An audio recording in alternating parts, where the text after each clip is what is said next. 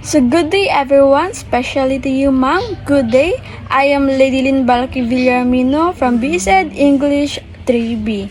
And today, I will be presenting on how we can use podcasting to improve language skills in secondary language education.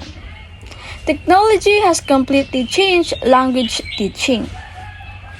In the past, learning was mostly about reading textbooks and filling out worksheets.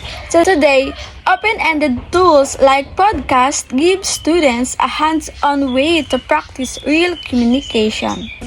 At the end of this presentation, we will cover four main goals. First, explain what podcasting is as a learning tool and how it can be used in the classroom. Second, show how making and listening to podcasts improve key skills like listening, speaking, vocabulary, and pronunciation. Third, explain how podcasting fits into a group project and hands-on learning task. And lastly, share easy classroom activities and simple grading guides for podcast projects. So what exactly is podcasting in a language classroom? At its simplest, it means making or listening to a short audio recordings. Unlike basic language apps that only ask multiple choice questions, podcasting lets students create something original.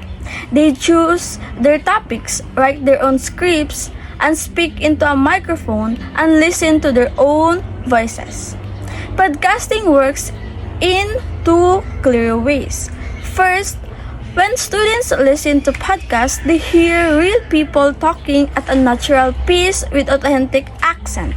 This helps them learn how language actually sounds outside of textbook recordings. Second, when students create their own podcast, they get valuable speaking practice, fix their pronunciation, and learn to express their thoughts clearly. Now let's proceed on how podcasting improves language skills. So creating podcast improves several language skills at the exact same time. First, it strengthens listening skills because audio has no visual cues like slide pictures or facial expressions. Students must pay close attention to tone and speech patterns. Second, it builds speaking confidence. Many students feel anxious speaking in front of the whole class. Audio recording removes that immediate pressure. If a student makes a mistake, they can simply re-record their line until they sound clear and self-assured. Third, it sharpens writing and vocabulary. Before hitting the record button, students must outline their thoughts and draft a script. This pre-writing process teaches them how to select appropriate words and structure their ideas logically. Podcasting fits perfectly into a group project or project-based learning. Instead of just taking a written test, students work in a small teams over a few days. They start by researching a fun topic like local history or a favorite hobby. Next, they draft a script or interview question together. Then, they record using a simple phone or computer microphone. Finally, they edit out long pauses and publish the episode for a peer review. So to bring this into our own future classroom, here is a simple activity. Ask students to create a 3-minute podcast interviewing a classmate about their hometown. So to grade fairly, we can use 4 simple criteria. First, organization. Story structure and logical flow. So was the conversation well structured? Next, language. Correct grammar and vocabulary. So were grammar and vocabulary used accurately? Third is delivery.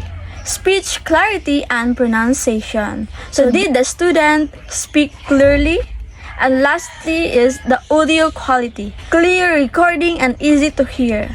So was the recording easy to hear or without excessive noise? That's the sample activity and a simple rubric. So in conclusion, Podcasting is a simple yet powerful tool for language learning. It moves students away from the rote memorization and gives them a real authentic reason to practice listening and speaking. By creating audio shows, students learn to express themselves clearly, improve their pronunciation, and collaborate effectively with peers. As a future English teachers, bringing podcasting into our classroom allows us to turn routine lessons into engaging and hands-on experiences. So here are the references that support this presentation. So that's all. I hope you learned something. Thank you and God bless.